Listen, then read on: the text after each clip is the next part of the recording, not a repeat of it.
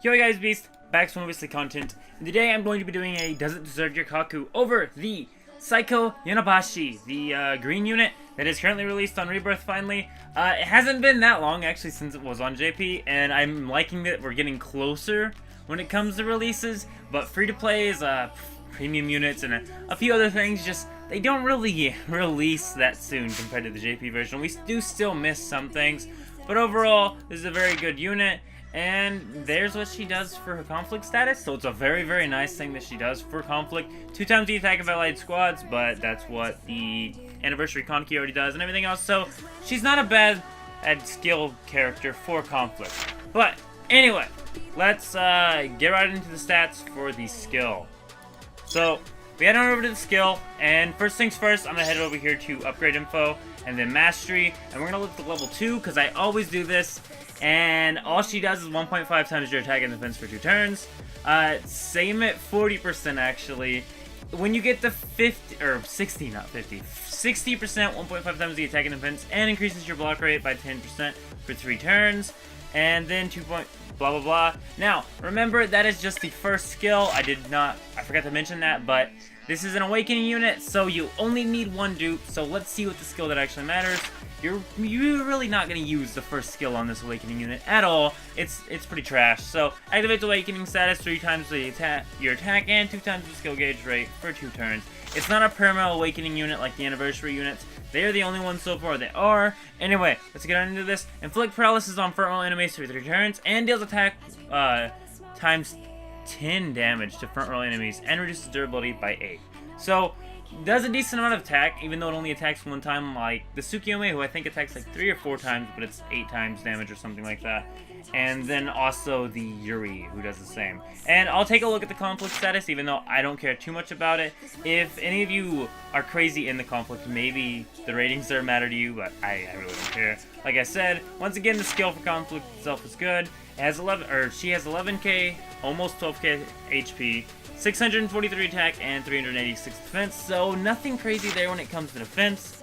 Her abilities are completely nullifies target's block ability, not bad. Her 4th one is a damage versus paralyzed character, so that's pretty good. It goes along with her little thing. Increases critical hit rates by 30% and completely nullifies target's evasion ability. So 2 of her abilities are really kind of lowball, but not really, because it causes her to be able to 1, do more damage, and I think yeah, do more damage, and when they try and like avoid damage or anything, they're just not going to from this Saiko. So she's not terrible. She's a pretty good unit.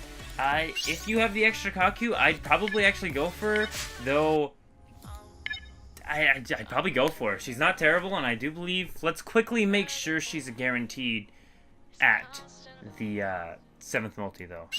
So if we check the multi, we go to 1 and we go to 7 here. She is a... Okay, so, oh, 1 out of 10 times, we have to go over here. There we go. Okay, yeah, you're guaranteed her at the 7th step. So, let's see what the 5th step does when it comes to guarantees. So, you're guaranteed a Fez unit at 5th step. And 3rd step, you are also... Yeah, no. 3rd step's probably just guaranteed an SSR. So, let's go look at the actual news and check for sure, just so we know. But, yeah, overall... okay character, definitely worth dropping at least 1 rotation on. You don't really need to get any dupes for her because she's a awakening unit. But anyway, okay, yeah, here we go. So 3rd step, 1 SSR guaranteed. 5th step, 1 SSR festival guaranteed, and then the 7th step is also the Saiko guaranteed.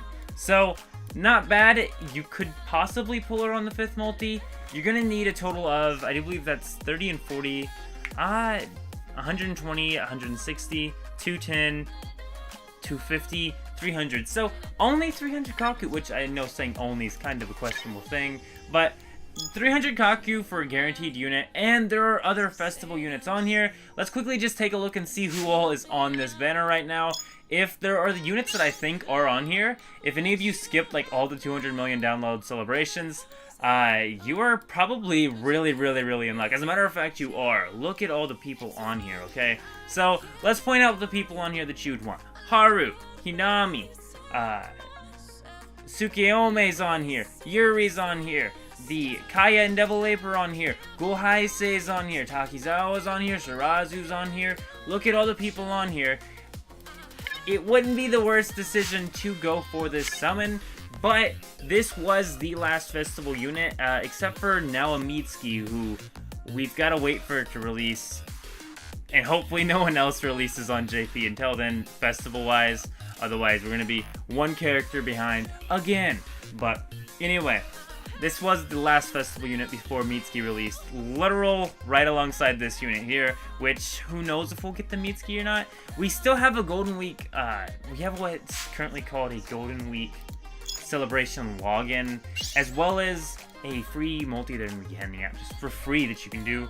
And I'm assuming it's just like it's a free 10-time summon, 1 time per day. So maybe there's festival units on it, maybe not. We will find out when that gets here. I'll do a video covering that actually. But yeah, overall not a bad banner to summon on if you wanted to go ahead and get 300 Kaku out and get probably a couple festival units, at least more than one, unless of course you pull Saiko on the 5th one. But yeah, I do believe that's all for now though. Leave a like on the video if you enjoyed it, and QB Beast Mode, I'm out. I'll see you.